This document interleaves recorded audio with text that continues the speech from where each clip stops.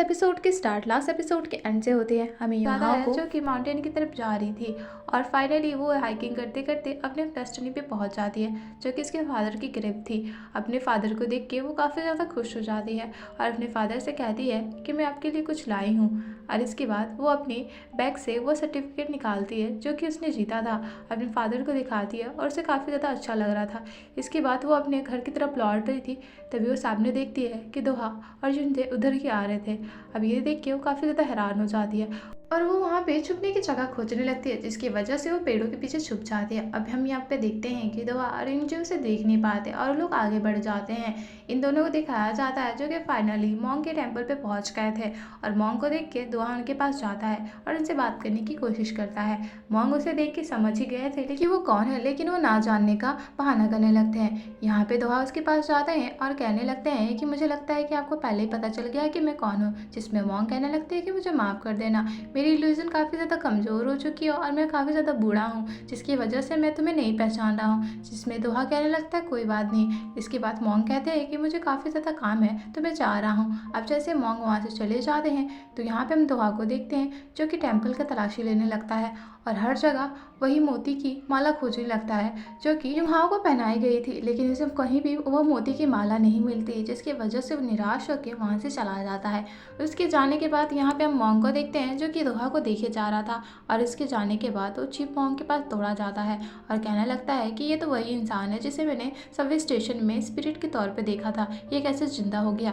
जिसमें मॉन्ग उसे डांटने लगते हैं, कहने लगते हैं कि मैंने तुम्हें क्या कहा था कि तुम इस सिचुएशन को अवॉइड करने की कोशिश करो, तुम्हें पता है ना कि ये दोनों एक दूसरे से जुड़े हुए हैं, चाहे कुछ भी हो जाए इन दोनों को कोई अलग नहीं कर सकता, इन दोनों की किस्मत ही है जो कि एक दूसरे से जुड़ी हुई है। और उसके बाद वहाँ से मॉन्ग चले जाते हैं, जिसमें छोटा मॉन्ग से कुछ नहीं बोलता। इसके बाद हमें यहाँ पे युहाओं को दिखाया जाता है जो कि बस लेने के लिए खड़ी हुई होती है, तभी उसके पास उसका सर का कॉल आता है जो कि उसे कहते हैं कि तुम कहाँ हो, जिसमें वो बता देती है कि वो इंटरव्यू देने जा रही है। अब ये बात सुन के वो कहने लगते हैं कि तुम्हारा इंटरव्यू कैंसिल हो चुका है, तुम जल्दी से अपने काम पे आ जाओ। जिसमें वो पूछने लगती है कि आखिर मेरा इंटरव्यू कैसे कैंसिल हुआ। इसका आंसर तो उनके पास नहीं था, जिसकी वजह से वो फ़ोन काट देते हैं। फ़ोन काटने के बाद यहाँ पे युहाओं को लगता है कि ये दोहा की वजह से हुआ, जिसकी वजह से वो उसके सेट पे पहुंच जाती है और हर जगह दोहा को खोजने लगती है। फाइनली उसे दोहा दिख जाता है और उसका पीछा करने लगती है।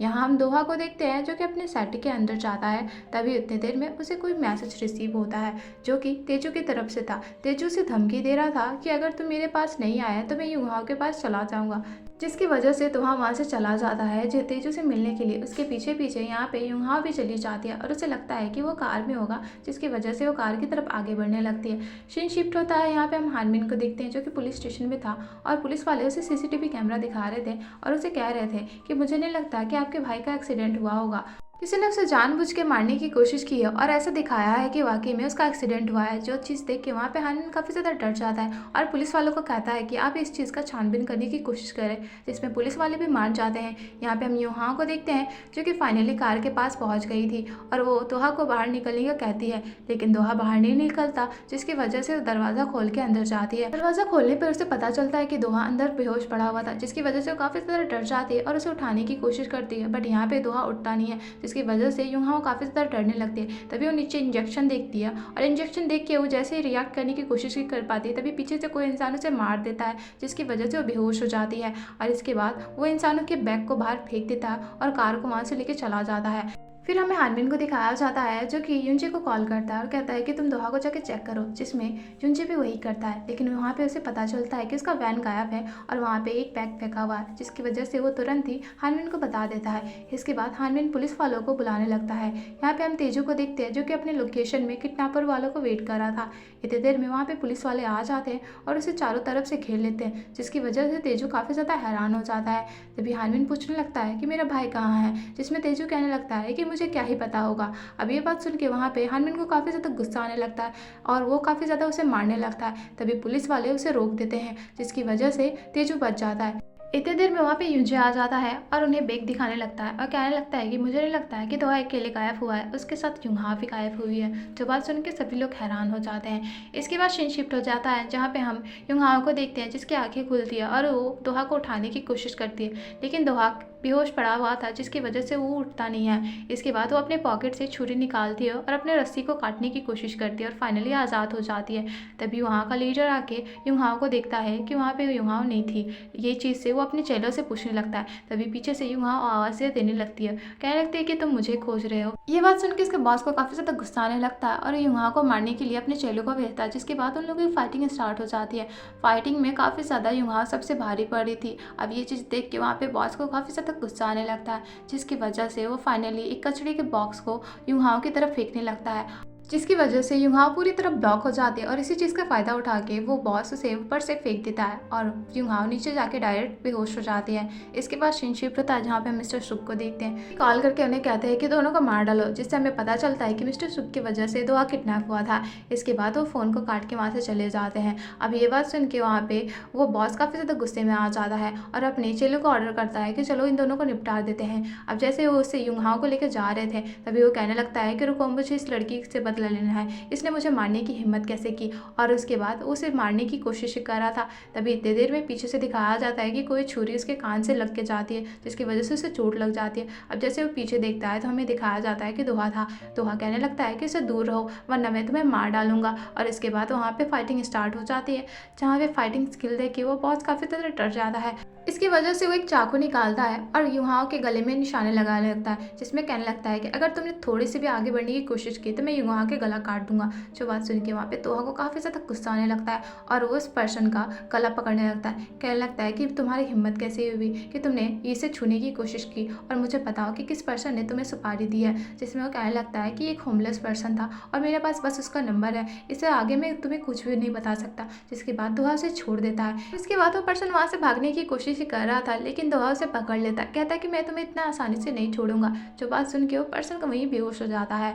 अब यहाँ पे दोहा देखता है कि यूंहा को काफ़ी ज़्यादा चोट लगी हुई है और उसे देखने लगता है। कहने लगता है कि डोंट वरी, तुम्हें मेरे अलावा कोई भी नहीं मारेगा और तुम इतनी आसानी से तुम मरोगे नहीं। और इसके बाद वो उसे देख ही रहा था, तभी इतनी देर में उसे आवाज़ें आने लगती है, जहाँ से उसे पता चलता है कि पुलिस वाले वहाँ पे पहुँच गए हैं, जिसकी वजह से वो गायब हो जाता है। इसके बाद हमें पुलिस वाले को दिखाया जाता है जो कि उस लोकेशन पे पहुँच गए थे। यहाँ पे हम यूंहाओं को देखते हैं जिसकी आंखें खुलती है और अपने चारों तरफ ये मंजर देख के काफ़ी ज़्यादा हैरान हो जाती है और वो सोच ही रही थी कि आखिर यहाँ पे हुआ क्या है।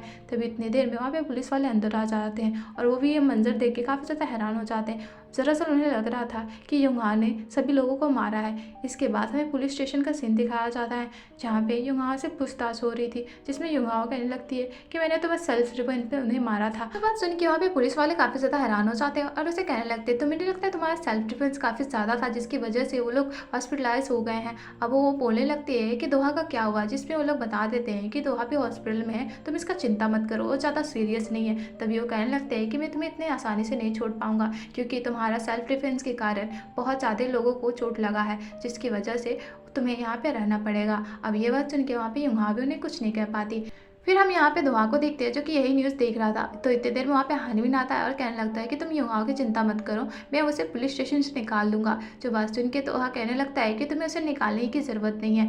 जिसमें हानवीन पूछने लगता है आखिर क्यों, जिसमें वो बताने लगता है कि तुम्हें पता है कि मुझे 2 बार मारने की कोशिश की गई है। अब ये बात सुन के वहाँ पे हानवीन काफ़ी ज़्यादा डर जाता है। इसके बाद हमें पास का सीन दिखाया जाता है जहाँ पे जून येसुल से बात कर रहा था। इतने देर में पीछे से कोई इंसान उसे इंजेक्शन लगा देता है और उसके बाद उसे बेहोश कर देता है। इसके बाद उसे हानवीन पर में फेंक दिया था। अब ये बात सुन के वो बोलने लगता है कि तुम्हें तो पुलिस वालों को बोलना चाहिए, जिसमें दोहा कहने लगता है कि नहीं, मुझे अभी पुलिस वालों को कुछ नहीं बताना, मैं उस इंसान को पकड़ना चाहता हूँ। इसके बाद सीन शिफ्ट होता है जहाँ पे हम दोहा को देखते हैं जो कि उसी लोकेशन में पहुँच गया था जहाँ से लास्ट बार कॉल हुआ था।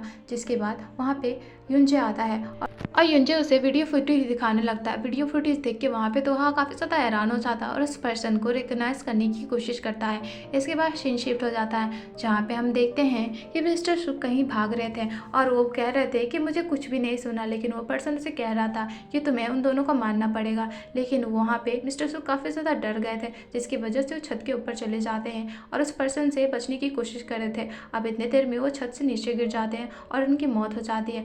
अब उनके मौत होने के दौरान ही उसके बॉडी से कोई स्पिरिट बाहर निकलती है। और इसी के साथ हमारा सीन यही कट हो जाता है। मिलते हैं नेक्स्ट पार्ट में। Thank you for watching.